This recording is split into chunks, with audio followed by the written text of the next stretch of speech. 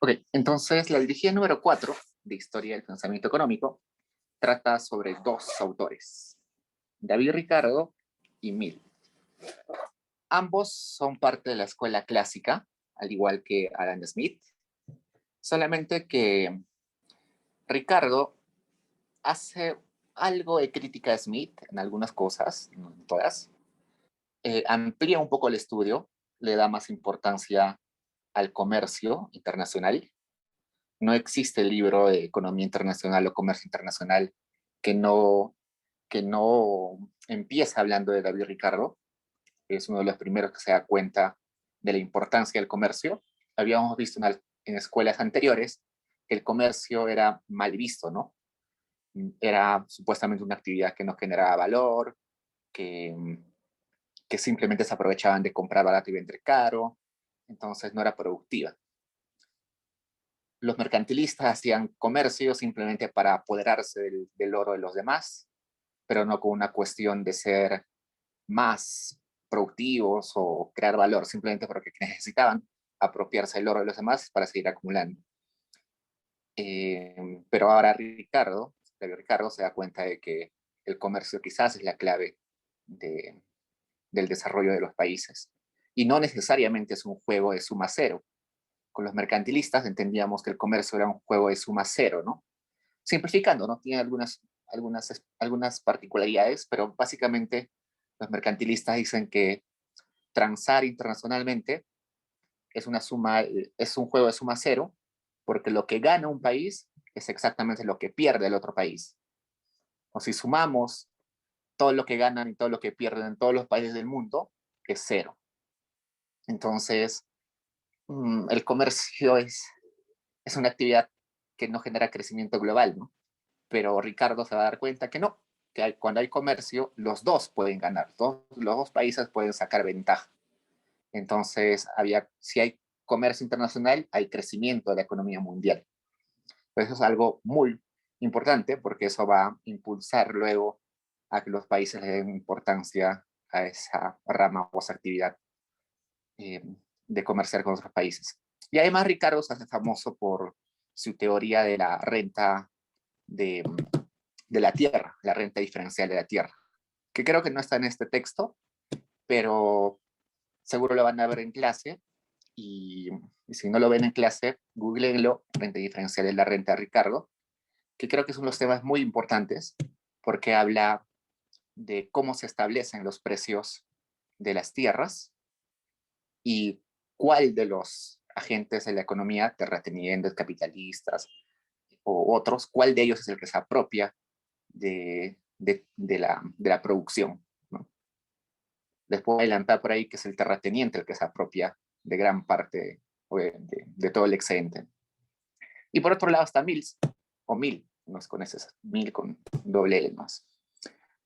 John Stuart Mill se considera uno de los últimos clásicos, uno de los últimos clásicos puros. Bueno, después vienen algunos neoclásicos de la síntesis neoclásica, que cogen algunas cosas de Smith, de Ricardo y de los demás, pero el último de los clásicos puros es John Stuart Mill, que recoge un montón de cosas de Smith, sobre todo, eh, pero que complementa bastante bien la teoría de Smith. Dice, al igual que Smith, que la producción sigue una ley natural. Entonces, las personas, los agentes económicos, producimos porque como humanos queremos buscar satisfacer necesidades y por eso es que queremos acceder a bienes y para acceder a bienes tenemos que producirlos y para producir queremos utilizar el menor esfuerzo posible. Entonces, innovamos, creamos nuevas técnicas, eh, hacemos división del trabajo, naturalmente por esa necesidad. Entonces, toda la producción está empujada por la característica natural de la persona de querer acceder a bienes con poco esfuerzo, que es lo normal, ¿no? Todos los humanos queremos eso. Pero dice que una vez que se producen las cosas, hay que redistribuir lo que se ha ganado, ¿no? Entonces, hay unos ingresos que derivan de vender todo lo producido, eso le llama ganancia, ¿Cómo se reparte esa ganancia? Entre el trabajador, el capitalista, no sé, el inversor, todos los agentes, el terrateniente. ¿Cómo se reparte eso? Él dice que eso no obedece a una ley natural, sino obedece a una ley social, a una ley de jerarquías. Y esa ley no siempre es justa. Es más, casi nunca es justa. Entonces, hay ahí un espacio para que el Estado pueda eh, hacer que esa redistribución de ganancias sea más equitativa o más justa, ¿no? El que aportó más a la producción se lleve más de esa ganancia. Curiosamente, a John Stuart Mill lo citan siempre los liberales para decir que no debe haber Estado, que el mercado funciona por sí solo, que el Estado eh, distorsiona los incentivos de las empresas y los consumidores. Entonces, adiós Estado, solamente mercado. Pero Mill es todo lo contrario. Mill considera que el Estado tiene un rol fundamental en la redistribución de las ganancias. Vamos a ver eso un poquito ahora. Es como un gran resumen de por qué estos dos autores son importantes. Cuando lleguen a su curso de Economía Internacional 1, Economía Internacional 2, van a empezar hablando de Ricardo. Y va a volver a aparecer Ricardo en otros cursos, en teoría del crecimiento, en alguna parte de teoría del desarrollo. Entonces, Ricardo es muy importante. Entonces leamos, empecemos con el contexto. Sobre todo Ricardo nace o vive durante la Revolución Industrial en Inglaterra. Sabemos que el primer país donde hay la Revolución Industrial es Inglaterra, luego se contagia a Francia y a otros países cercanos. La Revolución Industrial es bastante importante, ya lo dijimos en una clase anterior, porque modifica no solamente la forma de producción, sino modifica las relaciones sociales, ¿no? No solamente está modificando la técnica con la que se hacen los productos, sino está modificando cómo se relacionan las personas en ese proceso de producir. Antes se producía alfileres manualmente en una casa, ¿no? De una forma artesanal, muy rudimentaria. Lo hacíamos en una empresa familiar, ¿no? Esa era la técnica y la relación en la producción entre las personas, era una relación horizontal, donde una familia, ¿no?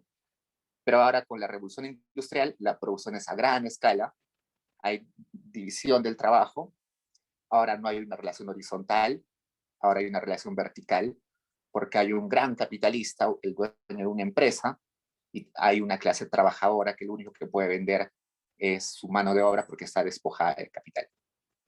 Entonces, no solamente cambia la tecnología, cambia las relaciones sociales. Eso es bastante importante entender. Luego, la manufactura es desplazada por la gran industria, la maquinaria pasa a tener un rol fundamental. A la manufactura se refiere básicamente, no sé, ustedes han visto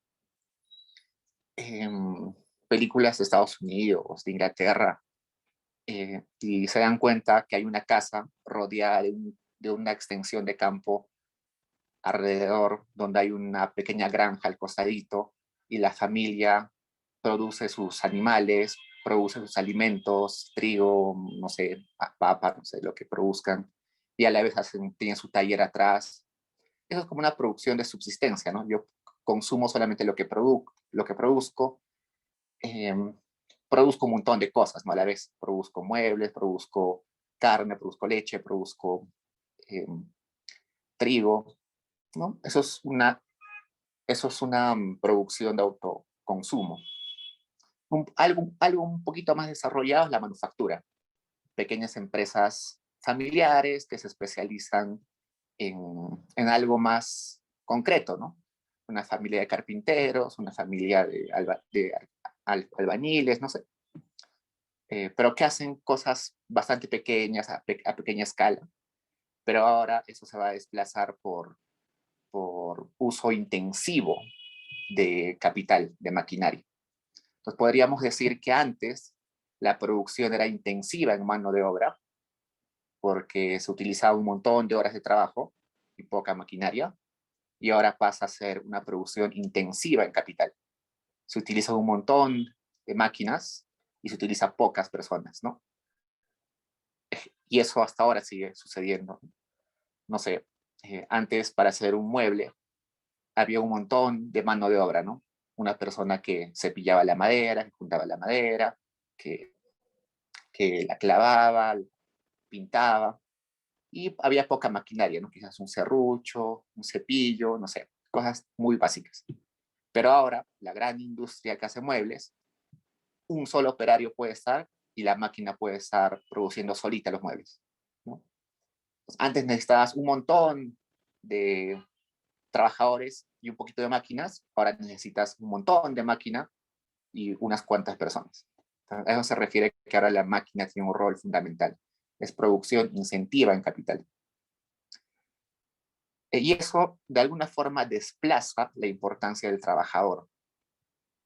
Si bien es cierto, ahora el trabajador tiene que ser más capacitado porque tiene que manejar máquinas, pero ya no es parte central de la producción, sino la máquina es parte central. Vamos a ver dentro de un rato que hay algunos economistas que consideran que el capital o la maquinaria en realidad es mano de obra acumulada. ¿Y a eso a qué se refiere? Se refiere a que al momento de que una persona fabrica una máquina, lo que está haciendo es estar eh, acumulando sus horas de trabajo en una cosa para que esa cosa pueda producir cosas en el futuro, ¿no? Esa es la definición de maquinaria, ¿no? Maquinaria es un bien que se compra para que se produzcan cosas en el futuro. Entonces, ahí la noción de algunos economistas, que a mí me parece interesante, que en realidad una maquinaria lo que hace es acumular trabajo. Es una forma interesante de ver, ¿no? Pues ahí vamos a ver luego que eso también como descuadra un poco esa teoría de que el centro de la producción es la máquina, porque en realidad la máquina es acumulación de capital. Entonces, el trabajo seguiría siendo, pero la máquina es acumulación de trabajo. Entonces, el trabajo seguiría siendo central, ¿no? Es como bastante interesante. Entonces, ya a la época de Ricardo se consolida el capitalismo. Los feudales ya caen en desgracia, ya no tiene sentido una economía feudal. La economía feudal, ustedes recuerdan que es una economía donde hay un siervo, pero un señor que tiene un montón de vasallos, de siervos, ¿no? Pero resulta que ya no es rentable. Bien, visto desde si lo ven desde la óptica del señor feudal, el señor feudal ya no quiere ser señor feudal. Le conviene al señor feudal agarrar sus tierras y producir intensamente eh, por él mismo alimentos, comprar maquinarias, comprar abono, contratar trabajadores. Porque antes, ¿qué es lo que hacía el feudal? Simplemente le daba tierras a sus vasallos como en préstamo, se las consignaba para que a cambio le den horas de trabajo. Pero esa producción era una producción vaga, no se producía mucho, la producción, había tierras ociosas, se producía una parte, otra parte no. Entonces no había incentivos para que el siervo trabaje con su mayor capacidad y tampoco había mucho incentivo para que el feudal exija que se trabaje arduamente. Con la explosión demográfica que hay en Europa, hay un montón de gente que nace, más cantidad de demanda de alimentos por esa explosión demográfica, se hace más costoso la producción de alimentos, se necesita más tierras fértiles para producir. Entonces, recién ahí es el que el señor feudal se da cuenta de que ser feudal no le conviene ser capitalista. Entonces, el feudalismo por sí solo, por el desarrollo de la humanidad, por el desarrollo de las necesidades humanas, deja de ser algo beneficioso, ¿no? Ahora lo beneficioso de ser capitalista. Es exactamente en ese periodo de que el feudal se da cuenta de que sus tierras son muy valiosas, que el feudal empieza a expulsar a sus siervos de sus tierras para cercar sus tierras y volverse propietario de sus tierras y solamente él producir ahí. Y a eso se le puede llamar el cercamiento de tierras, se le puede llamar la acumulación originaria, que es el momento donde los siervos se quedan sin nada, se quedan sin una tierra donde vivir y por tanto tienen que emigrar a las ciudades, han sido despojados de su tierra y por tanto lo único que pueden ofrecer su mano de obra. Eso es lo que Marx llamaría la acumulación originaria, ¿no? Y evidentemente esto hace que se consoliden las nuevas clases sociales. Los capitalistas son los que poseen tierras, pero los que poseen el capital, entendido capital como todo lo que se puede usar para producir, ¿no? Máquinas, dinero, herramientas, edificios. También se le puede decir tierras, pero por una cuestión más técnica, vamos a llamar terrateniente al dueño de la tierra. Claro, podemos entender que la tierra sí es un factor productivo, es capital al fin y al cabo, pero para nociones de este curso y en realidad de los libros que van a leer, vamos a separar al terrateniente del capitalista y otra clase social va a ser la clase obrera. ¿Por qué separamos al capitalista del terrateniente?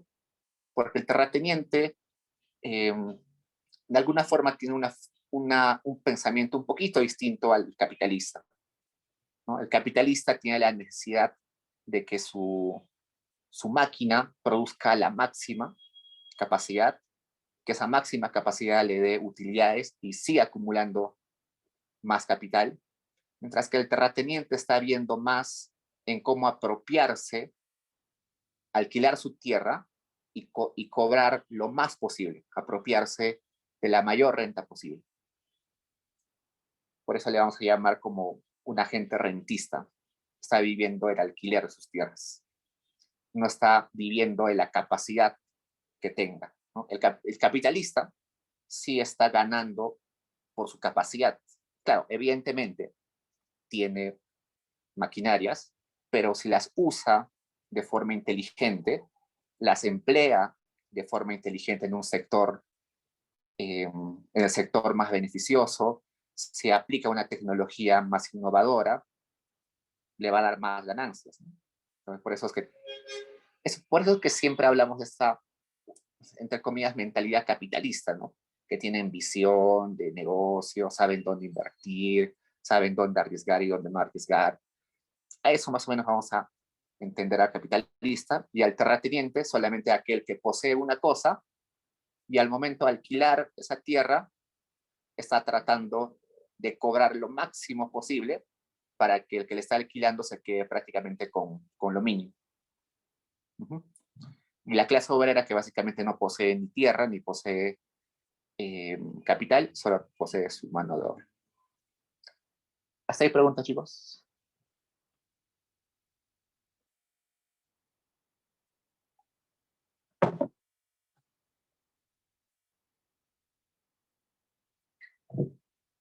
Entonces vamos a empezar con Ricardo. Ricardo era un economista del siglo XIX, miembro del Consejo Británico.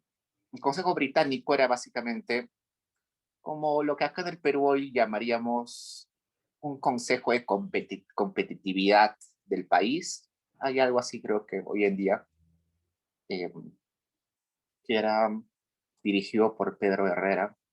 Algo así como un grupo de intelectuales, banqueros, sabios de la economía y del comercio, que dan consejos a la corona o al Estado para ver cómo hacerse más poderosos y más ricos que otras naciones.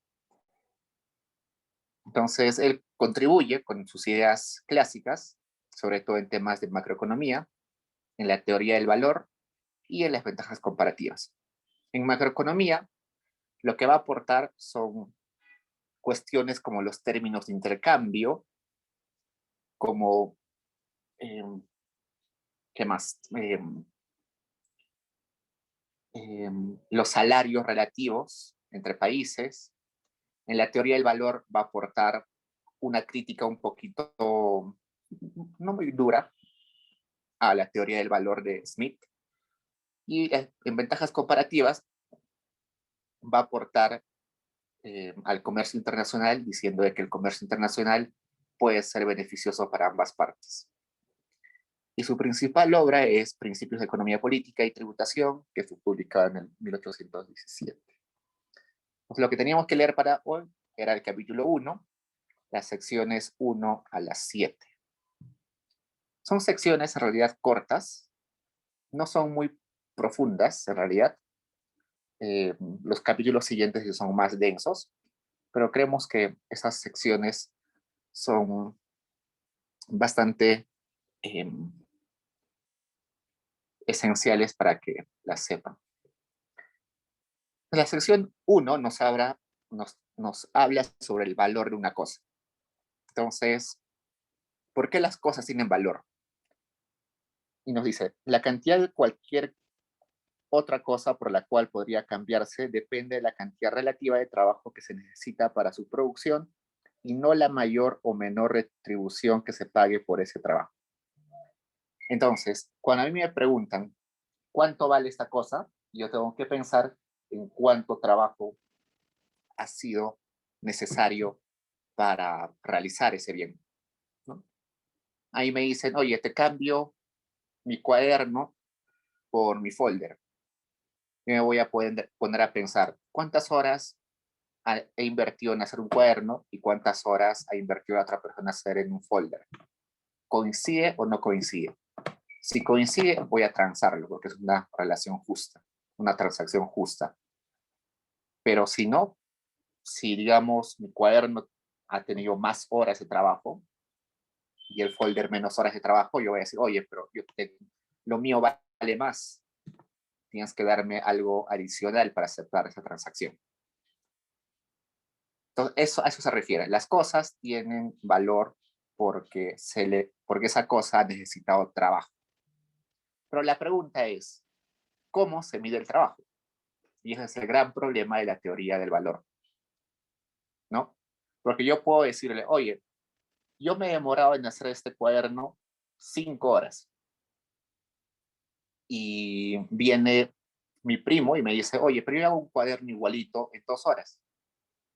Y viene, no sé, la profesora Garavito y nos dice, no, ese cuaderno yo lo hago en 1 hora. Entonces, ¿con cuál de esas cantidades de trabajo tengo que medir el valor de ese bien? Entonces, eso es un gran reto para todos los economistas que han estudiado, que han escrito sobre la teoría del valor. La mayoría coincide en que el valor de una cosa depende del trabajo incluido en su producción, pero varios discrepan en cómo se mide ese trabajo. Pues por ahora, Ricardo va a decir que simplemente es el valor relativo, un valor abstracto, ¿no? Un valor abstracto. Supongamos, por el momento, no vamos a profundizar mucho en eso, pero supongamos que es el valor promedio en la sociedad. Una persona promedio en la sociedad hace ese cuaderno en 3 horas. Y vamos a considerar que ese cuaderno entonces vale 3 horas. Ya, por el momento vamos a decir eso. Hay un poquito más de complejidad, pero dejémosla ahí. Por eso es que ahí, hacia el final de esa oración que tenemos, dice que no depende de la mayor o menor retribución que se pague por ese trabajo. Es decir, yo me demoraba en 5 horas en hacer el cuaderno, la profesora Garavito se demoraba 1 hora. De eso no depende de quién lo hizo más horas, quién lo hizo menos horas, sino depende de un trabajo relativo, un trabajo promedio, digamos. Otros autores luego van a decir que la medida del trabajo es el trabajo socialmente necesario o socialmente aceptado. Pero eso ya es otra cuestión. A eso se le dice, esto más o menos quiere referirse a lo que la sociedad considera, considera ideal las horas para producir una cosa, ¿no? Entonces la sociedad considera que un cuaderno debe producirse en 2 horas. Entonces el precio va a estar relacionado, el precio del cuaderno va a estar relacionado a las 2 horas. Pero por el momento no entremos mucho en eso, solamente digamos que es una cantidad relativa de trabajo. Inclusive hasta hoy en día hay esta discusión de la teoría del valor. Sobre todo en Gran Bretaña, en Cambridge, en la Universidad de Cambridge, hay un par de profesores que hacen como filosofía económica. Son filósofos, pero que tocan temas económicos, que hasta ahora siguen publicando cosas sobre la teoría del valor, sobre todo incluyendo eh, cosas que antes no considerábamos que se debían incluir en el valor, ¿no? Como por ejemplo el trabajo de las mujeres eh, al dar a luz. Es un trabajo que nunca ha sido considerado, eh, nunca ha sido retribuido, ¿no? Nadie le pagaba a las mujeres por dar a luz, pero en realidad sin ese trabajo de parto no existiría un montón de cosas, ¿no? Sin el trabajo doméstico no existiría un montón de cosas. Esas cosas no se consideraban trabajo en el pasado, pero hoy en día sí. Entonces eso como que revoluciona un poco por qué las cosas tienen valor. El valor que le damos a las cosas hoy en día, ¿de verdad es el valor justo o deberíamos darle otro valor? Entonces, si a alguien le interesa, hay un montón de literatura sobre eso. En esa sección básicamente habla del valor, ¿no? Lo que hemos visto ahorita es básicamente el valor de cambio, ¿no? Yo quería cambiar una cosa por otra cosa, entonces tenía que ver las cantidades de trabajo relativas. Sin embargo, también podemos identificar el valor de uso. El valor de uso es aquel valor, es aquella asignación que las personas le dan a un bien según cuánta utilidad le dé a esa cosa, ¿no? Por ejemplo, yo ahorita estoy tomando una gaseosa y le doy utilidad porque sacia mi sed, ¿no?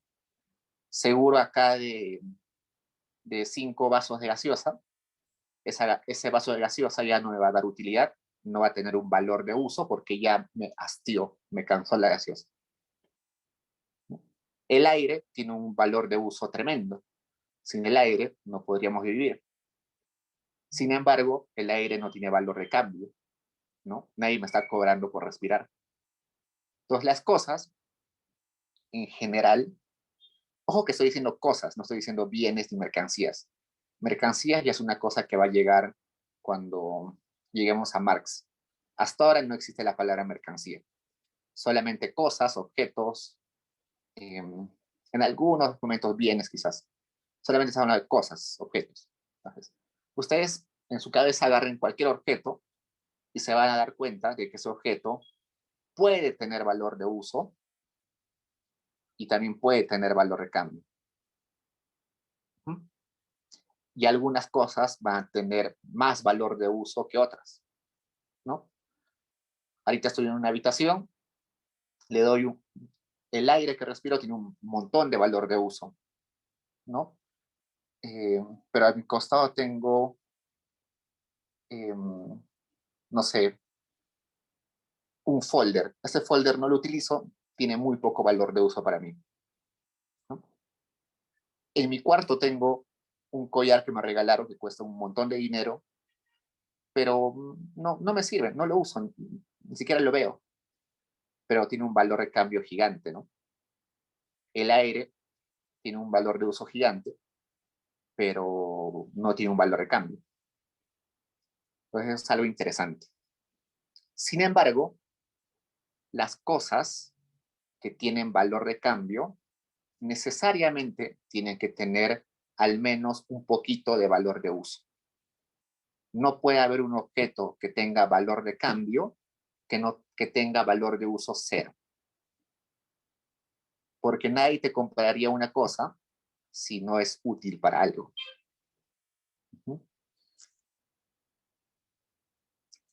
¿Hasta ahí preguntas, chicos? ¿No? ¿Se han dado cuenta? un bien con valor de cambio necesariamente tiene que tener un valor de uso.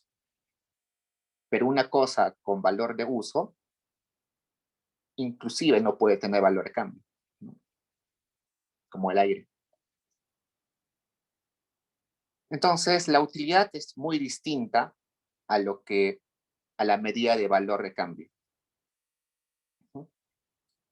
Eso, ¿qué más? Las cosas adquieren su valor de cambio. Bueno, las cosas adquieren su valor de cambio por la escasez y la cantidad de trabajo. Hace un rato dijimos que lo principal en el valor de una cosa era el trabajo que se asignaba en esa cosa, pero también depende de su escasez, ¿no? Si una cosa es muy escasa, su valor de cambio va a ser muy grande. Por ejemplo, los diamantes. Los diamantes en realidad no necesitan mucho trabajo. Simplemente me voy a Nueva Zelanda, no sé, a Islandia, puedo estar caminando por la montaña y encuentro ahí una veta de diamantes, lo corto y ya está, tengo un pedazo de diamante. Claro, debí tener un montón de suerte, ¿no? Pero ya está un diamante, simplemente con un martillo y un cincel. ¿No? No me costó mucho trabajo, pero la diferencia es de que ese diamante es muy escaso. Debo tener mucha suerte para encontrarlo. Entonces, las cosas que le dan valor, lo que le da valor de cambio a las cosas es el trabajo y la escasez. Uh, y bueno, en el último ítem que aparece ahí está la crítica que les decía que hace Ricardo a Smith. Para Smith, el previo real de una cosa es el trabajo y la molestia para adquirirlo. Es una noción un poquito abstracta, eh, porque Smith lo que dice es que para que una cosa tenga valor previamente ha tenido que tener trabajo incluido. Pero Smith dice que no necesariamente.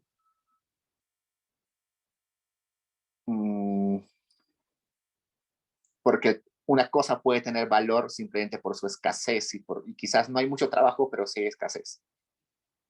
Entonces, Smith no considera esto de la escasez. Él más se enfoca en la cuestión de la cantidad de trabajo que hay. En realidad, yo no diría que es una crítica a Smith, más bien es un complemento, una forma de entender más completa. Okay. Sección 2.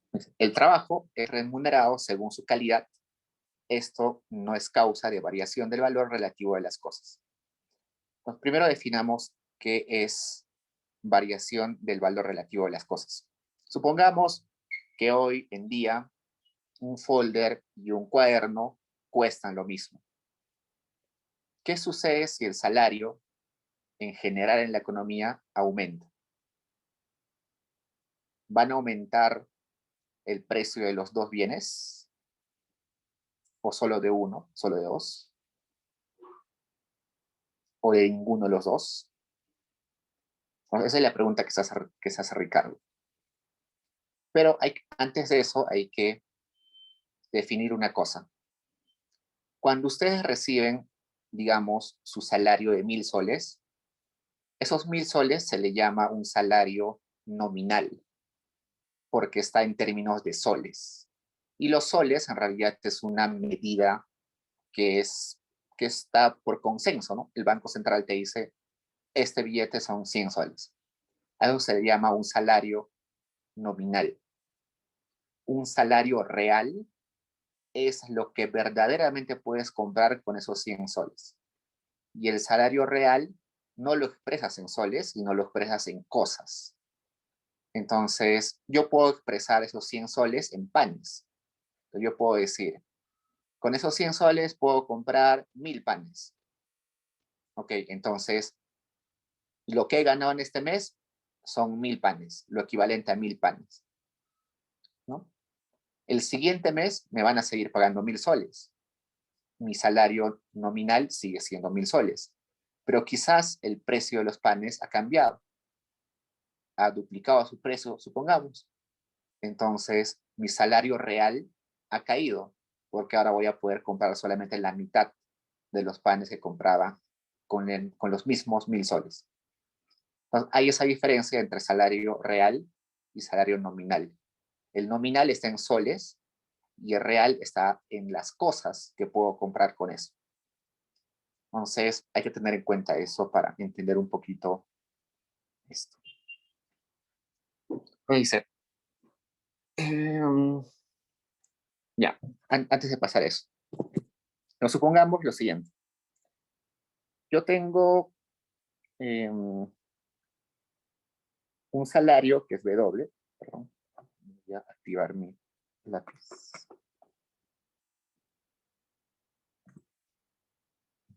Yo tengo un salario que es W. El precio de las cosas en la economía es P, es el precio. Y es el salario nominal, ¿no? Son los 1.000 soles que me pagan. Y cuando divido W entre P, estoy convirtiéndolo a salario real, ¿no? W son los 1.000 soles y P es el precio del pan. Mi salario real es la cantidad de pan que puedo comprar.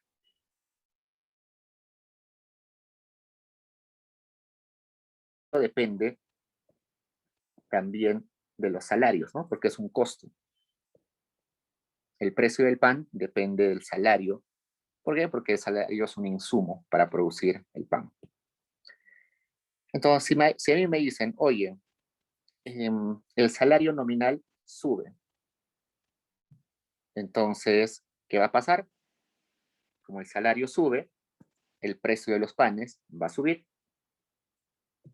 Si sube el salario si sube el precio, acá sube el precio, y también sube el salario. Entonces, acá en mi salario real, tanto numerador como denominador ha subido. Entonces, puede suceder que mi salario real se haya mantenido constante, pero mi salario nominal haya subido. Curioso, ¿no? Mi salario nominal aumenta, me están duplicando el sueldo, sin embargo, mi salario real no ha cambiado, sigue siendo el mismo.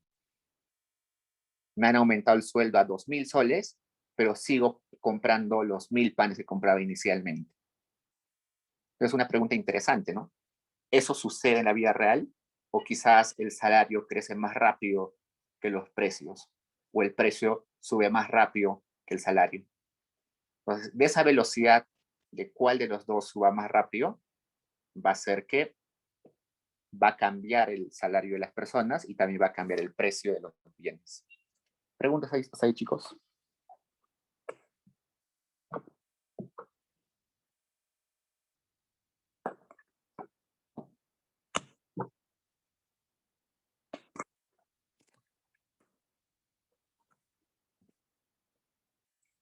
Nos dejemos de eso un rato. Eso lo vamos a utilizar, creo que en las secciones siguientes.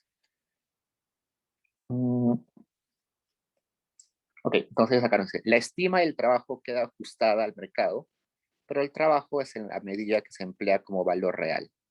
Entonces el trabajo es lo que de verdad determina el valor de las cosas. Cuando hablamos de valor real, estamos hablando de las cosas en sí, no es su valor en soles, sino de las cosas en sí. Okay, pero él nos dice que hay distintos tipos de trabajo, ¿no? Puede ser que, como les decía hace un rato, yo me demoro 5 horas en hacer un cuaderno, Garavito se demora 1 hora y es mucho más hábil, tiene más habilidades.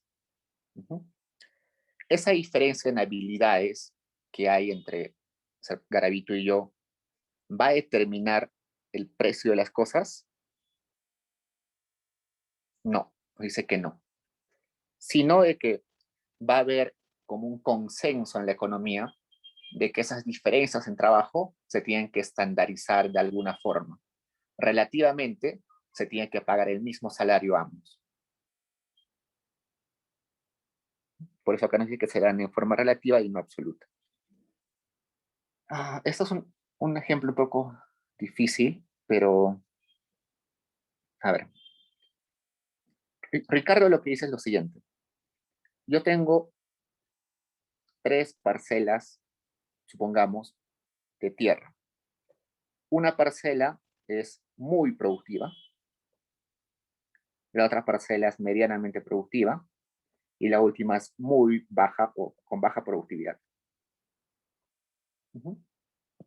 Entonces, la de muy alta productividad me da, digamos, 1 tonelada de trigo al año, la de mediana, media tonelada, y la baja me da 1/4 de tonelada, ujú, de producción. Entonces, em, el dueño de esas tierras es el terrateniente. Ujú.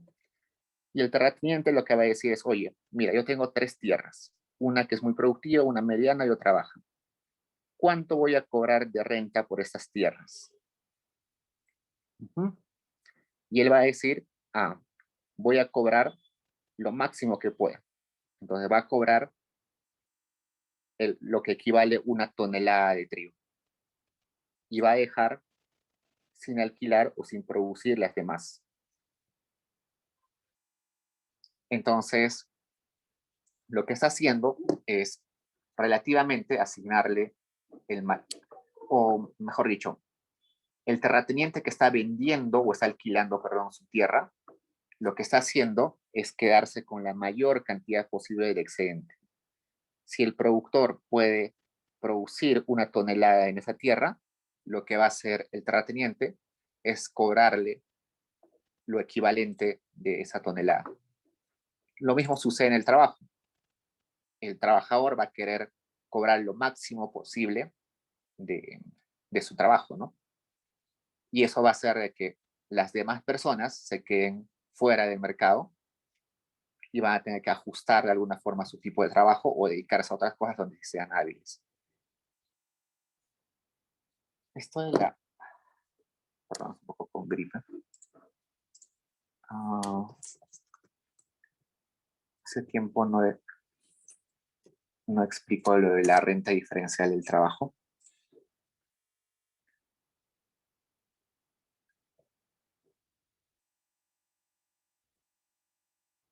A ver si me acuerdo en un rato les explico ya. Mientras sigamos avanzando. La sección 3 nos dice, el valor de las cosas no solamente es afectado por el trabajo aplicado inmediatamente a las mismas, sino por el empleado en la producción de los útiles, herramientas y edificios que sirven ayuda a ese trabajo. Entonces acá está entrando lo que les dije hace un rato. Las máquinas, al fin y al cabo, son acumulación de trabajo. Es como que, no sé, ustedes digan, mira, ustedes dicen lo siguiente, oye, mira, a cada un año voy a necesitar producir 100 zapatos. Entonces, lo que voy a hacer hoy día es acumular mi fuerza de trabajo en una cosa para que dentro de un año esa cosa pueda producir esa cantidad de zapatos. Y eso es una herramienta, una máquina. Es por eso que nos está diciendo que en la producción es necesario el trabajo aplicado en el momento y el trabajo que ha sido aplicado para producir en un tiempo pasado. Entonces, no solamente depende del trabajo presente, sino también depende del trabajo pasado. El valor, eso ya lo dijimos. Además, los precios relativos están determinados por el trabajo y la destrucción de los mismos. Cuando nosotros estamos utilizando una máquina, se está depreciando. Depreciar una máquina es básicamente, según este enfoque, ir destruyendo trabajo que estaba acumulado en esa máquina. Por eso dice, depende de la destrucción de los mismos. Se va gastando la máquina, se va destruyendo el trabajo que ha sido aplicado para producir esa máquina. Existe una relación inversa entre los beneficios respecto a los salarios, ¿no? Eso es un poquito evidente, ¿no? Los trabajadores siempre van a querer aumentar sus salarios, eh, van a pedir salarios más altos, mientras que las empresas van a querer pagar lo mínimo posible, porque con eso amplían su margen de ganancia. Entonces, en ese juego de que las empresas quieren reducir el pago del trabajo, entonces los trabajadores no van a estar dispuestos a trabajar, es que se generan algunos cambios en la cantidad de trabajo. Evidentemente en equilibrio, vamos a estar en un punto estacionario, pero usualmente siempre hay ese movimiento, ¿no? Gente que sale del trabajo, gente que entra a la fuerza productiva, dependiendo de cuál es su expectativa de salarios. La sección 4. El principio de que la cantidad de trabajo empleada en la producción de las cosas regula su valor relativo queda modificado considerablemente por el empleo de máquinas y demás capital fijo y duradero. El capital fijo y duradero ya lo habíamos explicado con Smith. Es básicamente lo mismo. Se define capital fijo y capital duradero de la misma forma que definía Smith. Capital, no, acá está mal, no es capital fijo y duradero, es capital circulante y capital fijo. No sé si está mal en el libro. O... Capital circulante era aquellos bienes que se destruyen en el proceso de producción, y el capital fijo es aquel que no se destruye en el proceso de producción, sino se mantiene, ¿no? Por ejemplo, para hacer panes, la harina se destruye en el proceso de producción para convertirse en pan. Por eso es un capital circulante. Cambia de forma inmediatamente. El capital fijo no. El horno para hacer pan, haces pan, el horno sigue ahí igualito, no se modificó en nada. Entonces, lo que nos está diciendo acá es lo siguiente. La cantidad de trabajo va a depender de cómo ese capital fijo y ese capital circulante estén presentes en una producción. Y no solamente la cantidad de trabajo, sino también el valor del trabajo. Esto puede parecer complicado, pero si ustedes se dan cuenta, solamente miren a Amazon, ¿no? Amazon tiene un montón de capital fijo, ¿no? Tiene maquinarias, robots que empaquetan cosas. Entonces, ese capital fijo que ha sido tremendamente incorporado a esta producción de envío de cosas en Amazon, ha modificado totalmente la cantidad de trabajo necesaria y también ha modificado totalmente las habilidades necesarias en ese tipo de actividades para las personas y ha modificado el valor que le pagan a ese trabajo, ¿no? Antes una actividad de empaquetar cosas, para enviarlas era muy bien pagado, necesitabas tener buena visión, no equivocarte, tener memoria de los productos que hay, saber los códigos de los bienes, saber las diferencias entre los objetos que se venden, ¿no?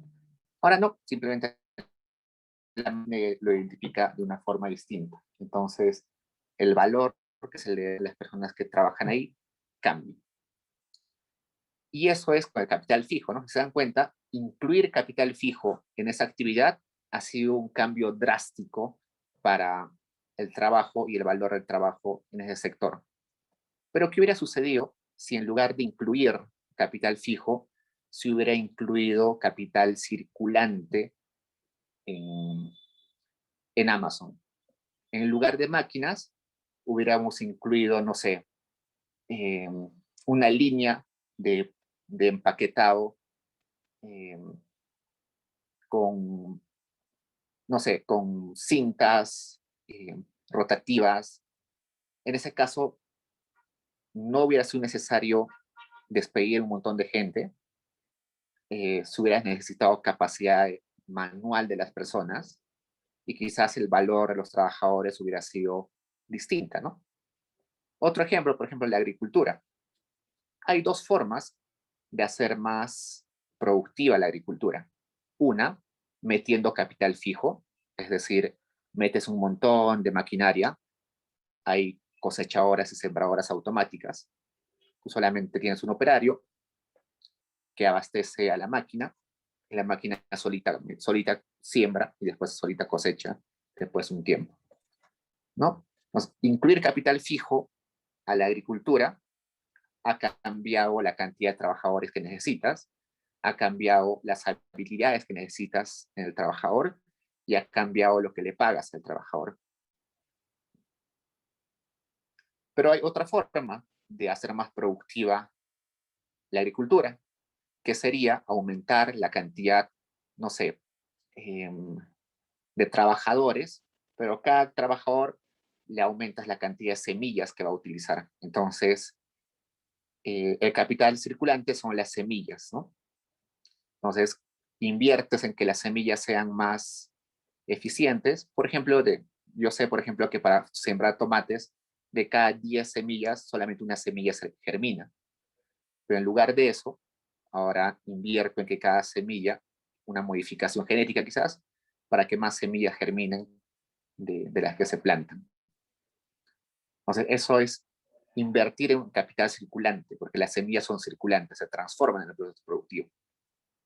En ese caso, no estoy afectando al trabajador, porque el trabajador lo que va a seguir haciendo es sembrando como siempre, no tengo que reducir cantidad de trabajadores y las habilidades son las mismas y el salario no necesariamente va a cambiar mucho.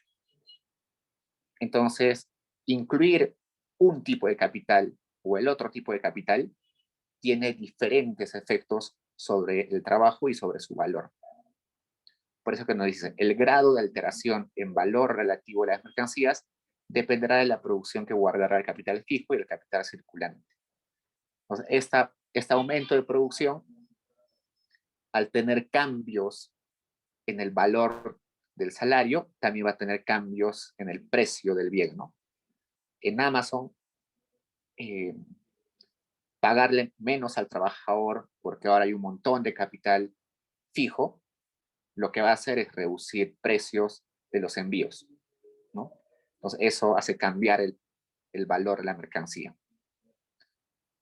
Pero en el caso de la agricultura, no necesariamente el haber aplicado más capital circulante, no necesariamente está cambiando mucho el precio, ¿no? Porque le estás pagando lo mismo al trabajador, quizás hay un poquito de innovación, pero el precio no va a variar drásticamente como lo ha hecho en Amazon. Entonces, depende de qué tipo de capital estés aplicando y de cuán grande sea esa aplicación, va a cambiar los precios o los valores de las cosas. Preguntas hasta ahí, chicos.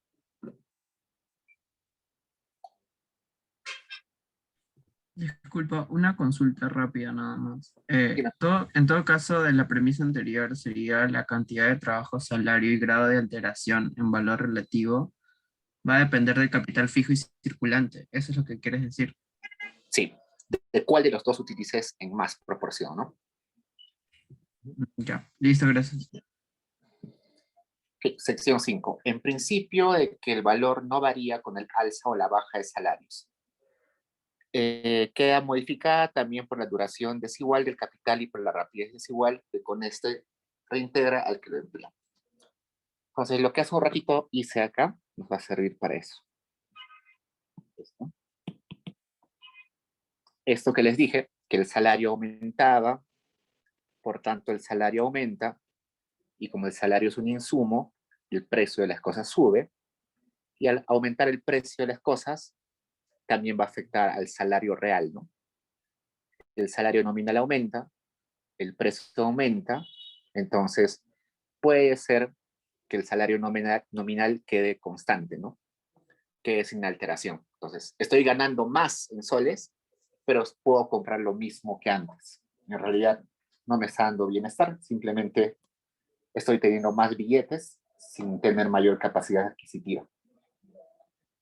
Eso que nos había dicho Smith también en algún momento, y que al inicio Ricardo también nos dice que a veces sucede, va a cambiar drásticamente cuando incluimos esto del capital circulante y del capital fijo. ¿Por qué? Porque esa velocidad con la cual hay ese efecto que les he mostrado acá, déjenme cargar mi lápiz. Esa velocidad con la que los salarios y los precios cambian, no necesariamente son inmediatos. Este ejemplito que no quiero repetir está asumiendo de que todo cambia instantáneamente, ¿no? Salario aumenta, instantáneamente el precio aumenta. Y como el precio aumenta, instantáneamente cambia el salario real. Todo es inmediato. Pero resulta que la vida real no es así, ¿no? No sé, por ejemplo, muchos hemos escuchado de los salarios rígidos. Los salarios no pueden cambiar de forma inmediata. ¿Por qué? Porque los salarios están condicionados a contratos.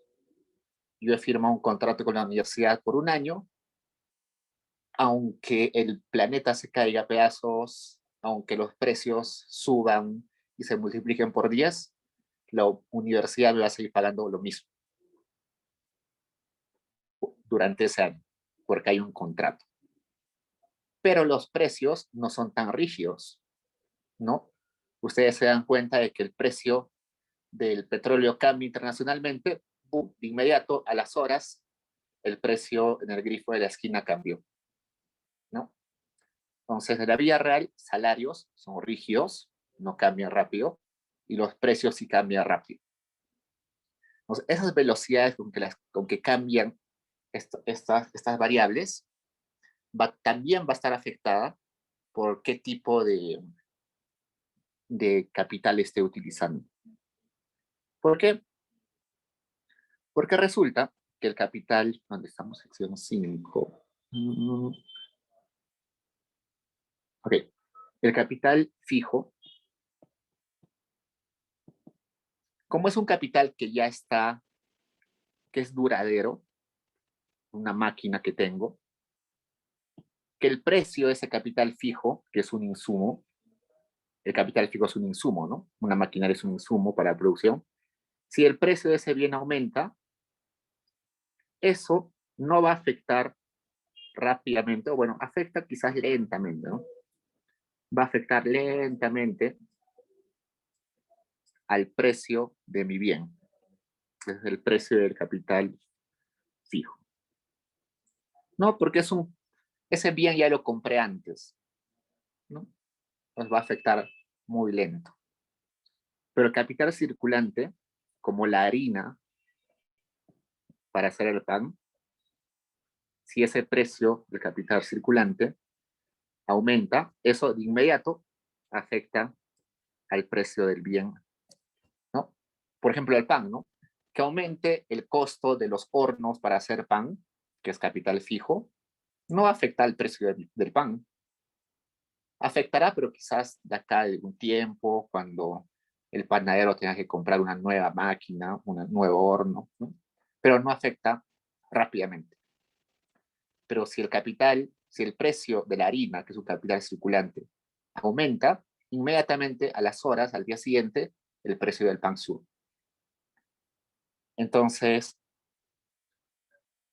eso es una gran diferencia. El valor de las cosas, al igual que el valor de los insumos, que son capital fijo y capital circulante, también funcionan como los salarios, ¿no? Los salarios también, que suba el salario, va a ser de que no necesariamente el efecto sea rápido, ¿no? Porque los salarios son un poco rígidos. Entonces, si yo tengo un salario real, que eso en realidad es lo que le importa a la persona, ¿no? A la persona no le importa mucho su salario nominal, eso simplemente está en soles. Lo que le importa a la persona es lo que puede comprar con ese salario nominal. Entonces, acá sería W entre precio, ¿no? Entonces, mi salario real en realidad sube muy lento, muy lento. Y los precios dependen, ¿no? Si ese bien utiliza un montón de capital circulante, el precio va a aumentar rapidísimo. Entonces mi salario real va a caer, ¿no? Porque el denominador está subiendo más rápido. Pero si, digamos, el bien que yo estoy comprando utiliza muy poco capital circulante y la mayoría utiliza capital fijo, este precio va a subir también lento. Entonces, el efecto sobre mi salario real no va a ser grande, va a ser bastante lento o quizás ni siquiera cambie. Entonces, el salario real y sus variaciones va a depender de que en la producción de la sociedad se utilicen capital fijo o capital circulante. ¿Por qué? Porque la transferencia de los aumentos de precios de los insumos pueden ser rápidos o pueden ser lentos según la naturaleza del capital. ¿Preguntas, chicos?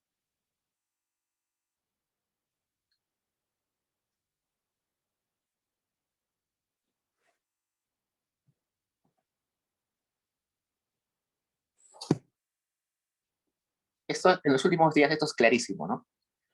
Ustedes han visto que el precio del gas ha subido en unos meses un montón, rapidísimo, pero sin embargo los menús que venden en las calles ha subido el precio muy lento, ¿no? Porque hay una rigidez ahí interesante. Puede reflexionar un poco sobre eso quizás.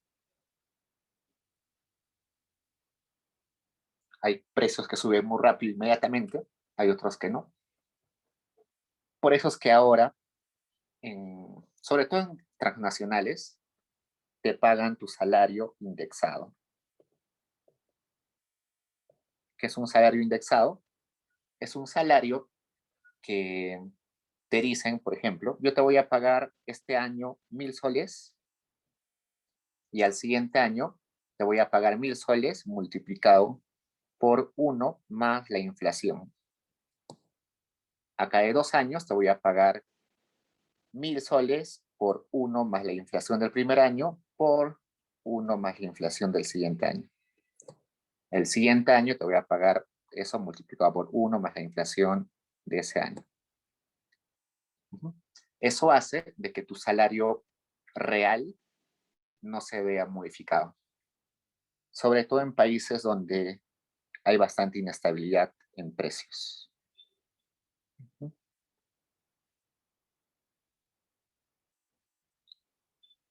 Pasemos a... Bueno, esto es básicamente lo que les expliqué hace un rato.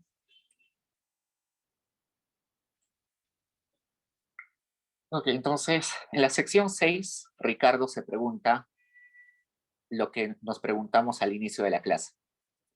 Las cosas tienen su valor de cambio porque hay trabajo en la producción. Pero el trabajo tiene variaciones. Hay trabajos más especializados, hay personas con trabajos más hábiles, hay diferentes tipos de trabajo. El trabajo de un artista no es comparable al trabajo de un operario ni de un intelectual. Pero si todas las cosas incluyen trabajo, debe haber algo que comparten todos esos tipos de trabajo, ¿no? Una esencia dentro de esos tipos de trabajo. Para poder estandarizar todos esos tipos de trabajo tan diferentes, tan diversos, debe haber algo. Y eso lo que le va a decir Ricardo es la medida invariable del valor. Entonces va a decir, ¿cuál es la medida invariable del valor? Le va a decir, no hay una medida invariable del valor. Entonces, es por eso que hasta hoy en día muchos intelectuales siguen buscando algo que sea algo que compartan todos los trabajos y que pueda ser medible. Lamentablemente hasta hoy no se puede. Ha habido intentos bien locos, por ejemplo, de medir el desgaste celular de las personas, el desgaste neurológico de las personas en sus actividades. Por ejemplo, no sé, yo tengo a un músico tocando un concierto y tengo a un obrero construyendo una casa. ¿Cómo comparo sus trabajos? ¿A quién le debería pagar más? Pues ha habido intentos locos, por ejemplo, de medir cuál es el desgaste psicológico y físico en ambos casos, no sé, con máquinas súper especializadas y tratar de estandarizar, pero es imposible, ¿no? Y Ricardo ya decía que no existe una medida invariable del valor.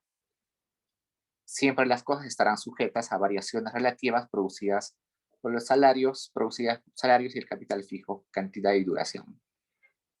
Los salarios van a depender de las habilidades de las personas. La retribución al capital va a depender de cuánto tiempo de vida tenga esa máquina, cuánto produzca. Entonces no se sostiene la idea de que un alza en los precios del trabajo será uniformemente seguida por un aumento en todas las mercancías. Entonces, esta cosita que dijimos acá, ¿dónde está?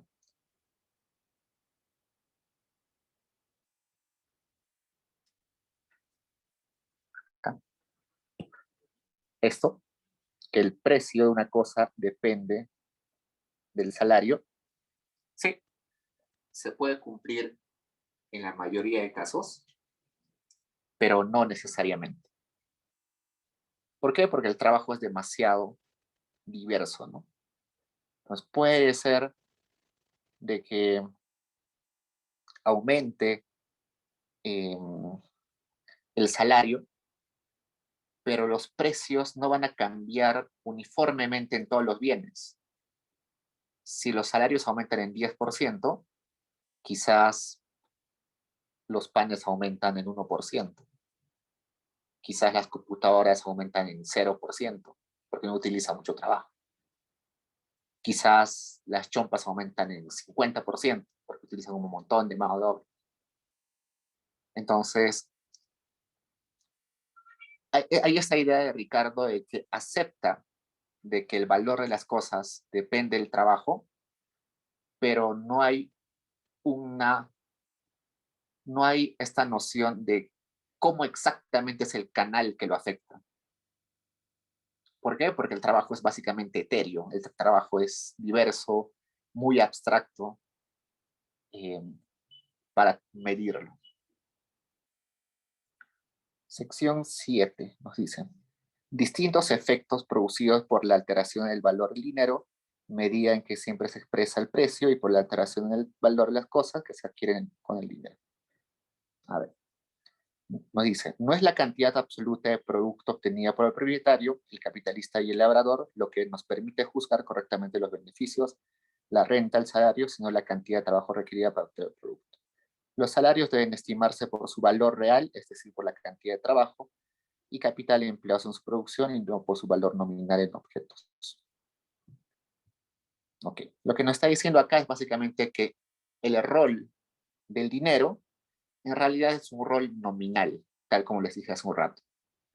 Las personas no están pensando en que van a ganar 1.000 soles, no están pensando que van a ganar 10 billetes de 100 soles. Lo que están pensando las personas es cuánto voy a comprar con ese dinero que me están pagando. Entonces el dinero simplemente es una forma de que las personas pueden uniformizar sus preferencias, ¿no? Uniformizar el trabajo que tienen en cada cosa. Por ejemplo, hace un rato les dije, ¿no?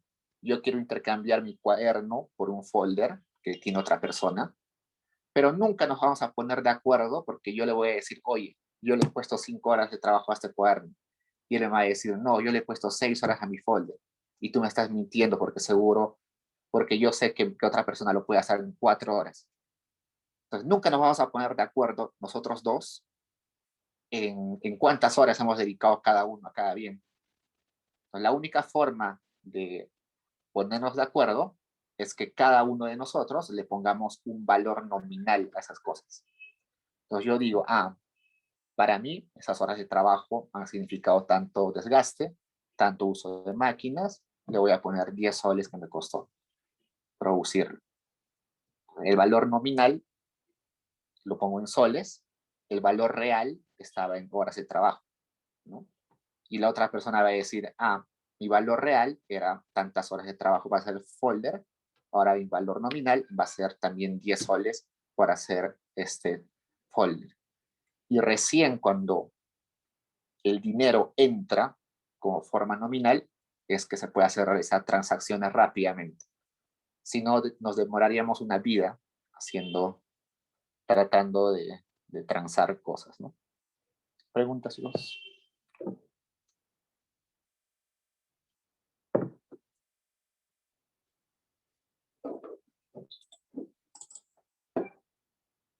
Vayamos a Mill. Pues Mill es una persona bastante interesante en realidad. Ya no entremos a esto. Vayamos. Él nos dice que para producir las cosas necesitamos 3 factores de producción: trabajo, capital y tierra. El dueño de cada uno de estos factores productivos va a tener un nombre, ¿no? El trabajo, el obrero; el dueño del capital, el capitalista; el dueño de la tierra, el terrateniente. Dado que estos elementos pueden ser apropiados por separado, la comunidad industrial se puede dividir en esas 3 clases sociales. Puede ser que haya una persona que pueda hacer 2 cosas a la vez, ¿no? Una persona que sea capitalista y a la vez terrateniente, ¿no? Una persona que sea trabajador y a la vez tenga su tierra. Pero por cuestiones académicas, vamos a considerar que son 3 tipos de personas totalmente distintas, ¿no? Componentes distintos, solamente para entender, si no nos vamos a complicar más. Ok, entonces, capítulo 4 sobre la competencia y costumbre. Bajo la regla de propiedad individual, la división de la producción es el resultado de 2 agentes determinantes: la competencia y la costumbre. Entonces, para producir, nosotros competimos. ¿Por qué? Porque naturalmente, por ser humanos, estamos buscando ser aquellos, a ganar, ¿no? A ganar dinero. Pues, hay que ser competentes para producir mejor y para que la gente nos pueda comprar. Si somos menos competentes, vamos a producir cosas de menor calidad y a mayores precios y nadie nos va a comprar y nunca vamos a generar ganancias. Y eso es lo que nos dice usualmente el libre mercado, ¿no? Hay que ser competentes, aumentar la competitividad, todo eso, todo el discurso de, de aumentar, a ser productivos, todo eso. Pero además de eso, nos dice Mill, que hay otra cosa que empuja a la producción y que es la costumbre. Entonces, la costumbre es aquellas cosas de las cuales irracionalmente nos aferramos porque también somos seres humanos.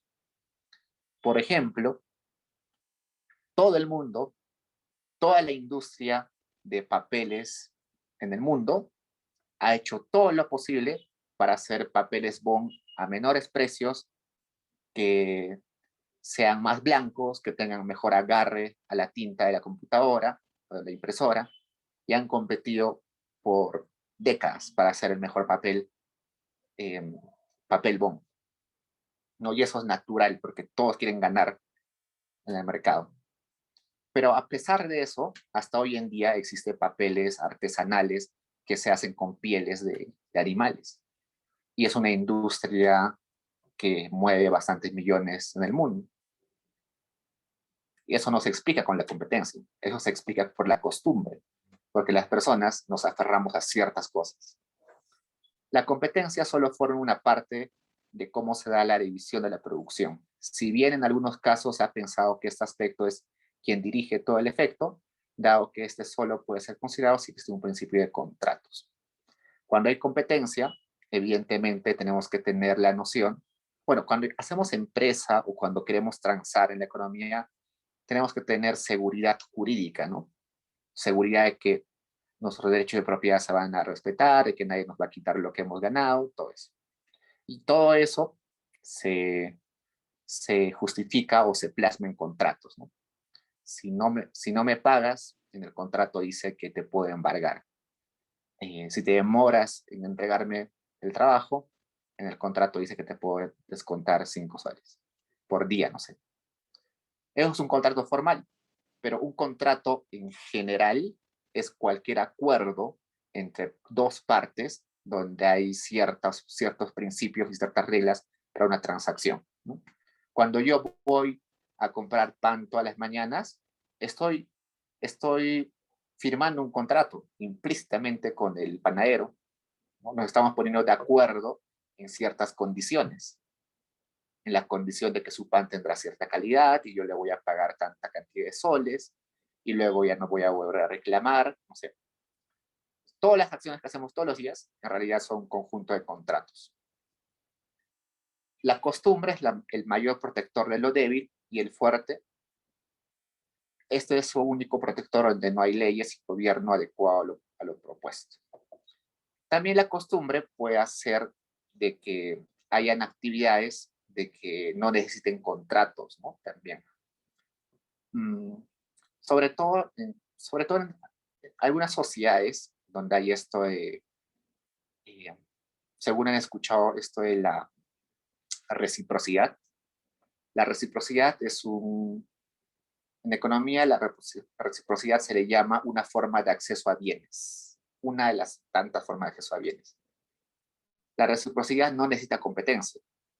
La reciprocidad simplemente es una costumbre en la cual yo me identifico como parte de un conjunto de personas porque me parezco, no sé, creo que la otra persona es igual que yo, tiene la misma dignidad, pertenece a la misma cultura, por tanto, yo voy a apoyarlo a él a cambio de que en un futuro él me apoye a mí. Es una costumbre y gracias a esa costumbre yo lo ayudo a él y por tanto él va a acceder a bienes y en el futuro él me va a ayudar a mí y yo voy a acceder a bienes. Eso no es un mercado de libre competencia, es un mercado simplemente de reciprocidad que está, que, que está detallado. Pero ambos, competencia y como costumbre, sirven para lo mismo, para acceder a bienes. Simplemente que en una economía tan avanzada como la nuestra, la competencia se ha vuelto lo más convencional, lo general, y la tradición y estos tipos de acceder a bienes por parentesco, por reciprocidad, ya se han vuelto cosas muy, muy, muy escasas, ¿no? Uy. Me dice que no está el PPT.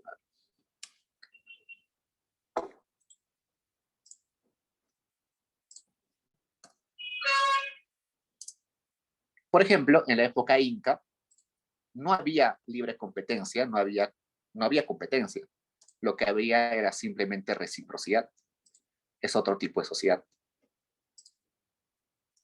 De los salarios. Los salarios pueden estar regulados por la competencia o por la costumbre.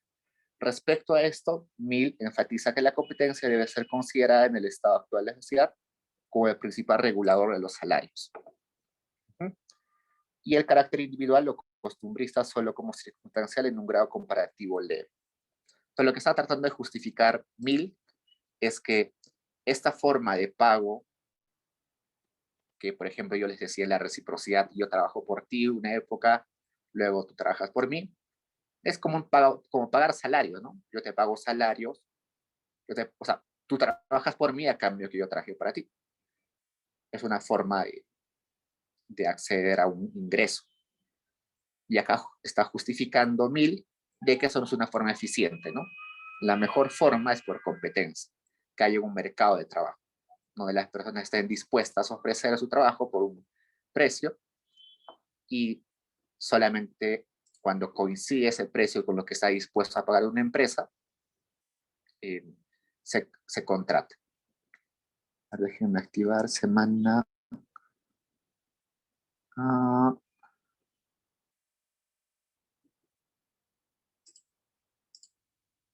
Ok. Pues lo que está haciendo Mill acá es simplemente decir que si queremos... un segundo. Ya, las diapositivas ya están activadas. Okay. Y bueno, acá está el problema de las ganancias, ¿no? Que les decía hace un momento.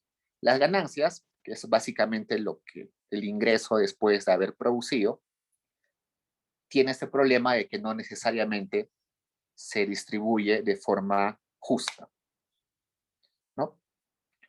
No sé, si el que se sacrificó para hacer un mueble, se amaneció para hacer el mueble y entregarlo a tiempo, fue el carpintero, que es el obrero, él debería ganar más, ¿no? El capitalista estuvo durmiendo en su cama, entonces debería ganar menos. El que, el que prestó el dinero, literalmente, no hizo nada, ni siquiera sabía qué se hacía con su dinero. Sin embargo, en la competencia, en un mercado competitivo, se le da más valor a ciertos aspectos, ¿no? Por eso es que los capitalistas ganan más que los trabajadores, que los obreros. Eso de que gana uno más que otro no está determinado por la naturaleza de las personas, sino está determinado por posiciones de poder o por cuestiones ya de consenso social, de jerarquía social. Como el trabajador eh, tiene muy poco poder de negociación en comparación de lo que tiene un capitalista, entonces usualmente se le paga menos, ¿no? Ustedes imagínense una gran minera, ustedes imagínense un trabajador, un obrero de una mina regateando, pidiendo más salario a una mina gigantesca transnacional. No, no le van a hacer caso, ¿no? Ni siquiera le van a escuchar, porque el poder de negociación es bastante distinto entre ambos. Entonces, por eso es que Mill va a decir que eh, eso hay que corregirlo de otra forma. ¿Cómo se corrige? Desde el Estado. Bueno, acá puse un poco de eso.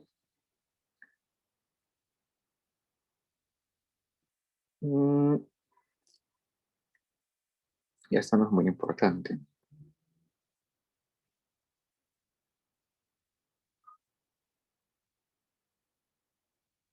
La teoría de valor de Mills es muy parecida a la de nuestro amigo Smith. Le aumenta un par de cosas, pero nada más. Vayamos acá, que creo que es importante.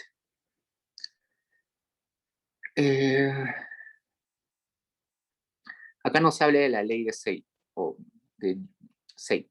Say decía de que la oferta crea la demanda, que es algo en realidad eh, hoy en día nos parece descabellado, pero hace algunos años era lo mainstream en la economía.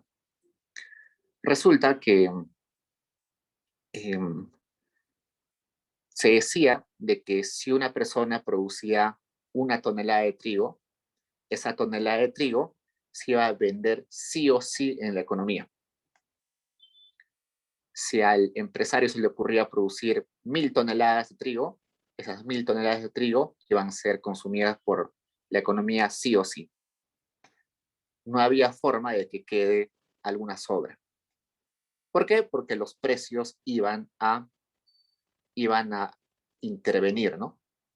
No sé, el empresario ponía su precio de 10 soles por kilo, vendía una parte, lo que le quedaba bajaba de precio a 8 soles, digamos, vendía otra parte, bajaba de precio y vendía otra parte hasta que vendía todo, ¿no? Pero resulta que eso murió hace algunos años, exactamente murió con, con los avances de los clásicos. ¿Por qué? Porque resulta que no necesariamente lo que se produce es lo que la gente quiere, o no es necesariamente lo que vale lo que está dispuesto a pagar la gente.